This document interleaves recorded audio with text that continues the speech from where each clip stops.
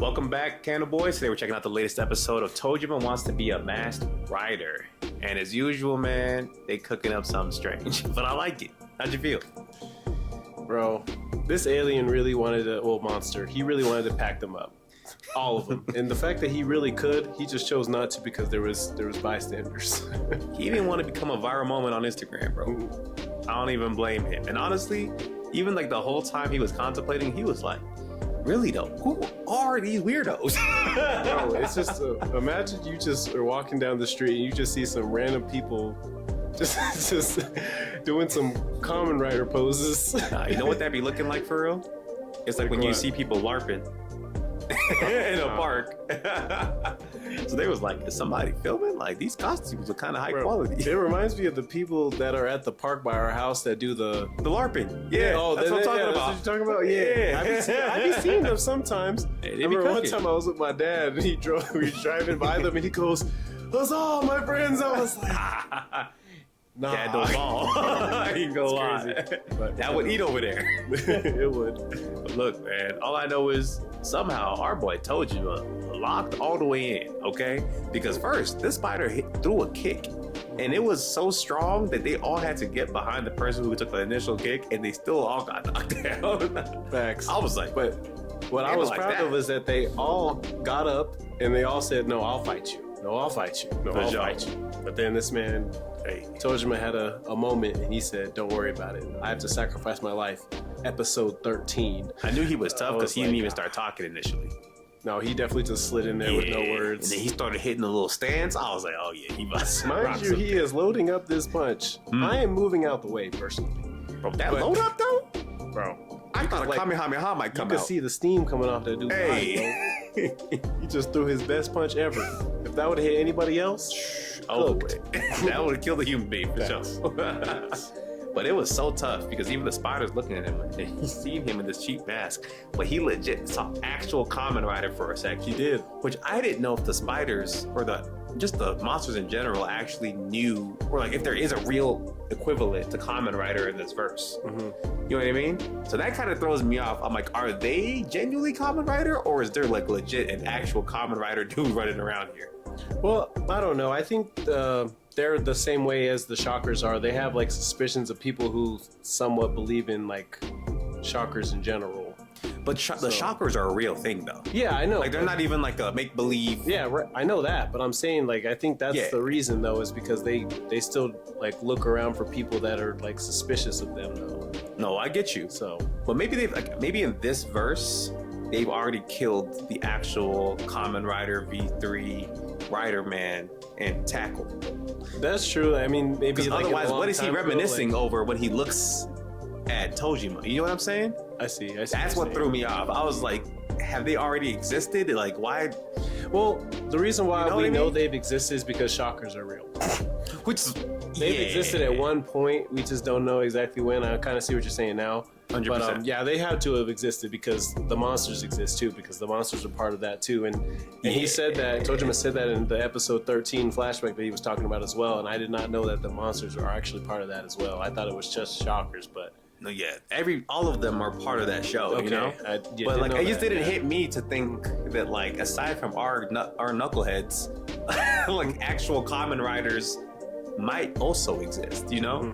So I'm feeling like maybe at some point during the series, like that might be the power up they get, where they get the actual gear from like the real ones.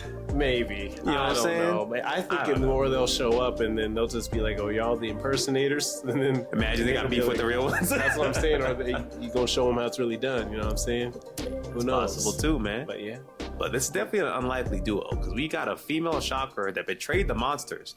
He was the most shocked about that. He said, "Huh? Like, how is this possible? This has never happened." I mean, it's all for love, man. It's tough, bro. It's tough. She fell in love with this goofball after being sent to spy and potentially kill him. Yeah, that flashback was crazy. You can't make this up. When she said that, she's like, "Yeah, I was originally there just to see if you had any suspicions about Shockers because you had it happen to you when you were little or whatever." Exactly. And then she just fell in love with the guy. Can't blame her, I guess. And then she fell in love with him explaining like the the Kamen Rider stuff too. I thought she was gonna find that revolting, but it turns out she actually enjoyed it. Yeah, so I was like, their relationship as well. But speaking of their relationship, man, after this whole traumatic experience, right? The spider gets away, shoots a bunch of these like spikes out, and like melts all the shockers that were on the ground, except for her. Which I thought was kind of interesting, because I thought for sure he would send one at her too. Yeah, that was weird that he did that, but I think it's only for people that are already knocked out, I guess. Yeah, because obviously she might try and dodge it or something. Who knows? Either way, man. They go to the V3's and Rider Man's sister's restaurant. So I guess like half the family's in the restaurant business, but she owns her own little pub, and they go in there to drink, bro. And we find out that the older brother V3 and the sister have the worst relationship. I mean, she was already being nice, letting him in there. She said, "Just be quiet when you're drinking with your friends." She's banned him before, by the way. See, the fact that she's even allowing him back is already enough, right? Yeah. She let him go in there just to have a little small celebration. And initially I thought like, yeah, you being kind of cold to your brother, but when she kind of explained what was going on, yeah, once she really explained everything, like, you made it to where I had no friends my whole life, and then you go bring your friends in to drink. Yeah, that was a little messed up. She definitely ended up whooping his butt for real. That was just built up stress for the years. Hey, she might be able to take out a shocker, because she was landing some hits on him that I was like, I don't even think the monster hit him that hard. But he was just trying to support his brother on his little wedding. Like, the fact that they tried to do the wedding in there was also insane. They didn't even try it. They did it. Yeah. He married now. Technically, yeah. I mean, he re-asked her again in there, too, on top of that. He proposed and got married. So I had to ask you again because you was in control of something the first time. Let me ask you again just to make sure. That was definitely a wild moment. I was just like, okay. And then they were like, all right, let's talk about these monsters. I'm just like, I guess. And then I forgot Tackle was like, hey man, why are y'all drinking? Kamen Riders don't do that. He's all, mind your business. I wasn't mad at it. But yeah, from that moment, from that weird moment, it gets intense again, right? And we see this like drug deal going on between these two like Yakuza / gang families, right? And one side's getting the drugs, the other side's getting the money. And at first, they was like, you know what? This is pretty dope. Like, we're doing this all like old school, like, this is refreshing. And then the other dude was like, hey man, let's make this interesting. You know what I'm saying? Gangsters are supposed to fight after all. Let's have a one-on-one while we get this money counted and the product counted. You know what I'm saying? And the winner side gets like a prize. And he was like, oh, let me ask my guys. Y'all know how to fight? They were like, yeah. They all raised their hands, yeah. But I was sitting there thinking it was going to be his 3 guys versus the other 3 guys. Yeah. But it didn't go that way at all. I think he just wanted to see them happy because they were eating and they haven't ate probably in a while. He's been slaving them to get packed up. The boss only called one dude in. Yeah, I know, but I'm saying like, he went in there and he saw everybody was happy to eat and everything. So he's like, you know what? We're going to like... Oh, I see what you know what I mean now? Yeah, I get you. I thought it was the way it ended up being, which is just like the boss was just confident his one guy was going to be able to back him up regardless. Oh, yeah. You know what I mean? Yeah. But that would have been more interesting, I feel like, if we got to see the Three Stooges. Yeah, I mean, I feel like he really hooked them up, though, in a sense, because he knew he was going to win the money himself. And that's why he said, hey, all the food's on me. And he said that right before he went back in. Yeah, he said, we going to eat good. But it made sense at first. It was going to go that way. He did what he had to do. Okay, the million is still his, right? He knocked out 3 of them dudes. And that's what also crazy to me too, is that you said something earlier about it, and he was like, how come he didn't get recruited for being a shocker at one point? And I'm like, that makes too much sense though, am I wrong? And because I feel like they only wanted to recruit people that didn't want to do it in the first place, or they just straight up don't remember how it even happened. It's involuntary, maybe? Yeah, because like I feel like they think the people that are just so about it that life, they probably suck and they don't know how to fight, they don't know how to do nothing. Because I'm like, he's already kind of evil because he's a Yakuza guy, so he's not going to be having issues about doing chakra stuff. He likes chakras in general. Like, I'm like, he's strong. He's perfect for the role. He would, mind you, he would stay in his costume the whole time though. Oh yeah, he's like one of those guys. He's not even going to be a civilian. Yeah, he's going to be in there. I can't even do the pose, but y'all know. Or if he can't do it, he's going to take advantage of it every single time he gets. So the slightest inconvenience. Oh yeah, immediately. But yeah, so like I was just sitting there like, okay, that's tough. He did his little thing. He knocked out all 3 of them dudes pretty quick, and they were all like, somewhat trying to talk their crap. Yeah, each one of the first guy was like, hey man, I did some judo in high school. You already lost when you said high school. You're a grown man at this point. You're cooked. Thanks. Packed up. Second guy, he landed boxer. a hit at least. He did get a hit off. Packed up. Third guy, sumo wrestler. He got it the worst. No, let's talk about that. That was disgusting. Tell me how the sumo wrestler is talking to him, but the shot angle they chose, right? I'm used to them using this shot for like girls. Yeah. They showed this dude between his leg from his balls towards a dude's face talking. And I was like, why are they showing us? Yeah. I was like, why are they showing this man's nuts right now? 2 seconds later in the fight, he kicks the crap out of this dude's nuts. Bro, and what's funny is when you could see that when he kicked it, it literally showed them going upwards. I was like, nah, that's disgusting. That's wrong. And then he headbutted him and took out all his teeth. Yep. He was definitely moving different. And so after that, I was like, hey, he got his money, he's about to leave. And then the other gangster was like, nah, we can't leave it on that, bro. In fact, I got one more dude. If your dude fights this guy, I'll actually give y'all $5 million, yeah, out of the money that y'all just paid us.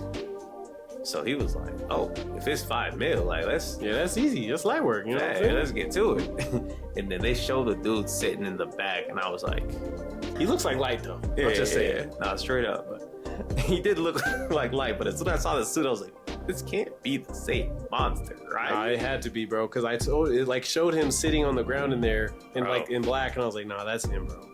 Well, like, why do monsters have a day job? That's what I'm saying. I just think they're just doing this on purpose for a cover up. This is crazy, bro. And so the monster walks in, bro, just aura farming. And I'm like, I think he was in there at the same time, but was he knocked out before the monster pulled up? Who? The mafia dude, remember? Because at that convenience store, the monster was there. Because he packed up the other shocker. So you're saying that happened at the same exact time, you think? It did. Oh, no, I think I know what happened. I remember. The shocker knocked out the mafia guy. Mm-hmm. And then Tojima came in, knocked out the shocker, and then the monster pulled up and disintegrated the shocker. So you're saying that part in particular happened before that, though? No, they all happened at the same time. He was in the same room as this monster. I just don't know if he was conscious. Oh, I see what you're saying. Because I was like, at first I was like, why did he not recognize him? But I think he got knocked out initially by that shocker, remember? No, I see what you're saying. Yeah. I got you. Because I was like, I told my boss, hey, yeah, I'm good with the $1 million. I'm straight. I don't think they would have took no for an answer, though, at that point. Not about to die for this. He was going to get back up regardless, man.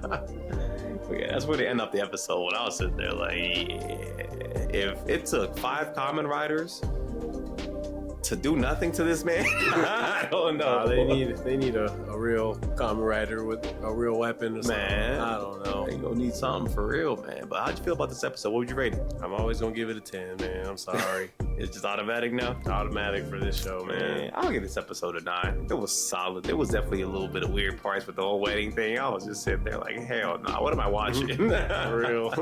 But aside from that, it was pretty interesting. I like how this show is progressing and giving just like a little bits of information about the world every episode, but like it compounds and makes you feel like, oh dang, like maybe they're not crazy. Because I think initially I was just sitting there like, who was this crazy 40-year-old man? Oh, they're crazy, bro. Ain't no way I'm gonna go to walking through the park and I just see somebody doing Kamen Rider poses. I'm about to be like, nah, y'all weird. Like they're onto something. It doesn't matter if they're onto something. They look crazy doing it. You know, I ain't mad at that. You feel me? Bro, it's just more funny because half of them got like costumes on. It's not even Halloween. Like, nah, they moving crazy. Especially Tak. I'm sorry. She need to get hers redesigned. Nah, she do. That ain't necessary. Either way, though. I feel like it was a pretty tough episode. Y'all let us know what y'all thought about this episode down below. Aside from that, like, comment, and subscribe. We'll catch y'all. Peace.